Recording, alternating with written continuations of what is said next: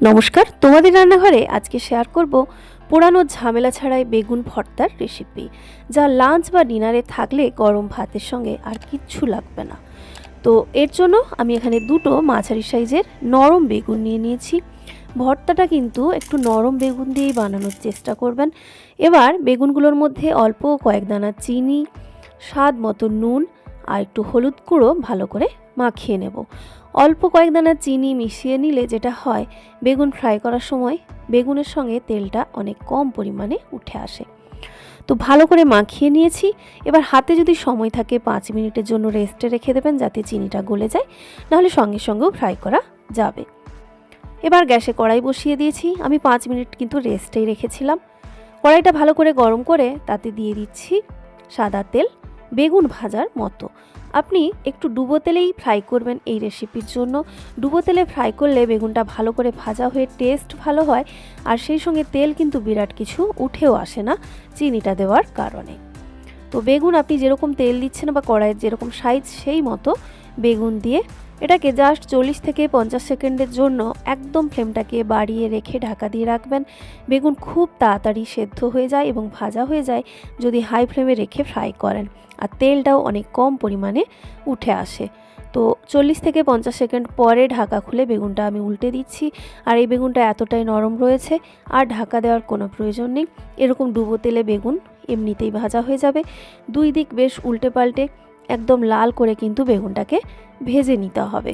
আর আমি শেষ পর্যন্ত আপনাদের দেখাবো, খুব বেশি পরিমাণেও কিন্তু তেল এই ক্ষেত্রে বেগুন টেনে নেয় না। তো দেখুন, একদম এরকম কালার হয়ে গেলে বেগুনগুলো আমি তুলে একটা ছান্তার মধ্যে নিয়ে নিচ্ছি, যাতে করে এক্সট্রা তেলটা ভালো করে ঝরে যায়। তো এবার বাকি বেগুনগুলো আমি একই রকম করে দিয়ে ভেজে তুলে নেব। আর তুলে এইভাবে ঠিক ছান্তার মধ্যেই কিন্তু বেগুনটাকে নিয়ে নেব। এবারে বেশ কিছুটা তেল দেখতে পাচ্ছেন কড়াইতে কিন্তু এখনও রয়েছে। আর ডুবো তেলে ভাজলে বেগুনের সঙ্গে সত্যি তেল কম উঠে আসে। এই তেলটাকে কড়াই থেকে আমি নামিয়ে নিচ্ছি। এবার একটু কাত করে ছান্তাটাকে কড়াইয়ের মধ্যে রেখে দিচ্ছি কিছুটা তেল, তাহলে বেগুন থেকে আরও ঝরে, মানে ভাজা বেগুন থেকে ঝরে আসবে।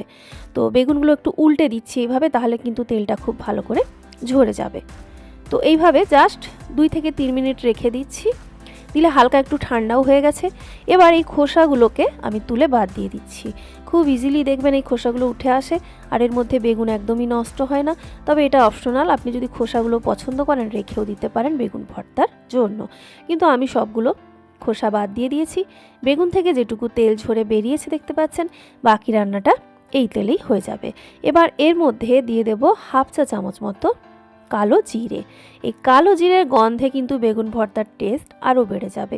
একটা শুকনো লঙ্কাকে আমি দিয়ে দিলাম, মানে একটু ছিঁড়ে দুটো টুকরো করে দিয়ে দিয়েছি। কালো জিরেটা ভাজা হলে এর মধ্যে হাফ চা চামচ মতো রসুন কুচি, এখানে কুচানো ঠিক নয়, থেতো করে দেবেন, টেস্ট ভালো আসবে। আর হাফ চা চামচ মতো আদা থেতো দিয়ে দিলাম। স্বাদ মতো কাঁচা লঙ্কা দিয়ে দিচ্ছি, আর স্বাদ মতো নুন দিচ্ছি।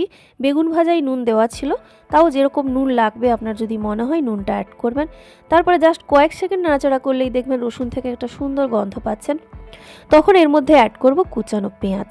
তো পেঁয়াজের পরিমাণটা একটু বেশি দিলে রেসিপিটা খেতে বেশি ভালো লাগবে। তো আমি এখানে দুটো মাঝারি সাইজের পেঁয়াজ দিয়েছি, আপনি চাইলে বাড়াতেও পারেন। এই পেঁয়াজটাকে একদম বেশি ভাজা করা যাবে না, কয়েক সেকেন্ড নাড়াচাড়া করে নিলেই এই পেঁয়াজটা কিন্তু রেডি হয়ে যাবে। এবারে এর মধ্যে আমি দিয়ে দেব ভেজে রাখা বেগুন। বেগুনটা দিয়েই ভালো করে নাড়াচাড়া করে পেঁয়াজের সঙ্গে মিশিয়ে নিতে হবে। এবার কিন্তু একেবারেই সময় লাগবে না, কয়েক সেকেন্ড করে জাস্ট মিশিয়ে নেব। খুব ভালো করে যখন মিশে যাবে, তখন আমি এর মধ্যে টেস্টটাকে আরেকটু বাড়ানোর জন্য অ্যাড করছি কুচানো ধনেপাতা। ধনেপাতা পছন্দ করলে দেবেন, নাহলে স্কিপ করবেন। সঙ্গে যদি সম্ভব হয় কাঁচা পেঁয়াজের পাতা বা স্প্রিং অনিয়ন যদি থাকে, বেশ কিছুটা অ্যাড করে দেবেন।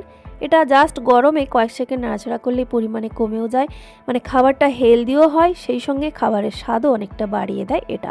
তবে এটা যদি থাকে তবেই দেবেন, না হলে আপনি ধনেপাতা পেঁয়াজ পাতা ছাড়াই রেসিপিটা যেভাবে তৈরি করলাম সেইভাবে করে নেবেন।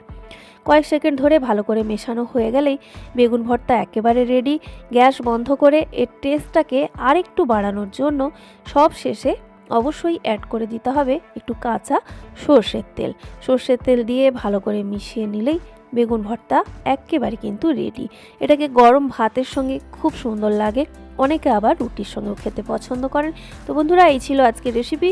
সবাই ভালো থাকুন, নেক্সট ভিডিওতে দেখা হচ্ছে।